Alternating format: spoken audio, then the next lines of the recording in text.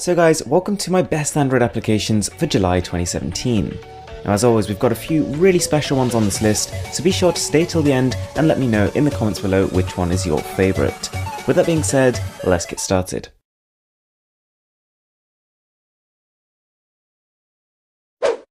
So, first on the list is App Lock, and essentially its functionality boils down to this. You can choose any combination of services, applications and commands to be locked, and any time an application has been locked, it means that only you can access it. And you can protect these by a bunch of different methods. It's got the standard ones like the screen pattern, the same way you might unlock your smartphone, and it's also got access to your fingerprint scanner.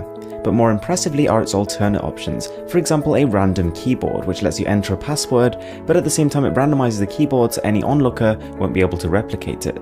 So number 2 is pretty fun. This is called Tex Converter, and it allows you to translate any text you're about to send to somebody into a completely different form. Now the best bit about it is that all of these forms can be copied and pasted, and they will appear as it shows in the application.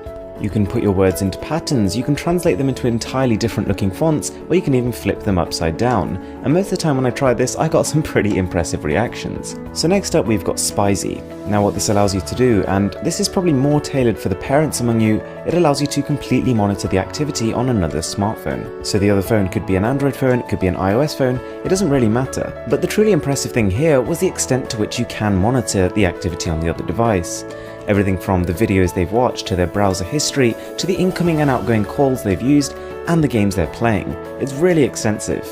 Unfortunately, a lot of that functionality you don't get for free and you do have to pay a monthly fee. So rolling in at number 4 we've got AbSown, one of my favourites on the list because essentially without really doing anything you can earn money by using apps and games. So depending I suppose on how much the app company is getting paid for you using each of the apps, you'll also get paid a certain amount.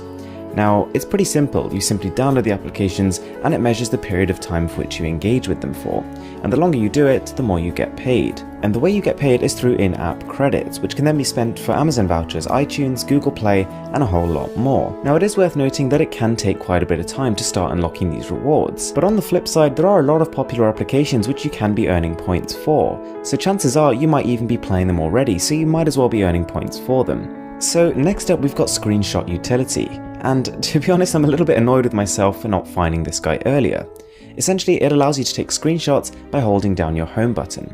And not only that, but it gives you a nice little menu. So not only is it a more convenient way of taking photos, but you can instantly crop them, download them, or share them to somebody else. So to be honest, the last time I showed an alarm application on this video was probably sometime last year, but this one is exactly what I've been wanting for a really long time. It's called Spot On Alarm, and to begin with it has all the basic features you'd expect. You can control vibration, which days it comes on, and a label for the alarm. But the real selling point here is the fact that it links to Spotify. Unlike most alarm applications, you don't have to have already physically downloaded the track for it to be able to play as an alarm. And you can also set different tracks to different times, which I thought was really cool.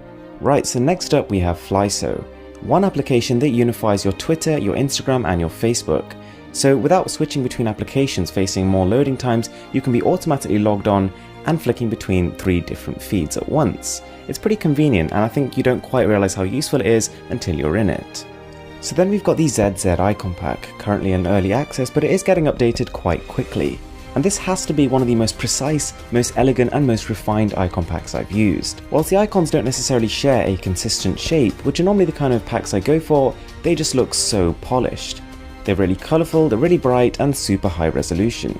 The only downside being that right now there just aren't quite enough icons there to really make much use of it, but it might be worth downloading it now and seeing where it goes. Next up, WrapUp, and this is kind of like the voice recorder that you probably should have had to begin with. So the main feature here is the ability to have highlights. So normally when you're listening to a speech, there are probably only a few small sections which you really need to listen to, and this one really brings those to life. So for these sections you can easily skip between them, you can add notes for them, and you can come back to those specific points at any one time.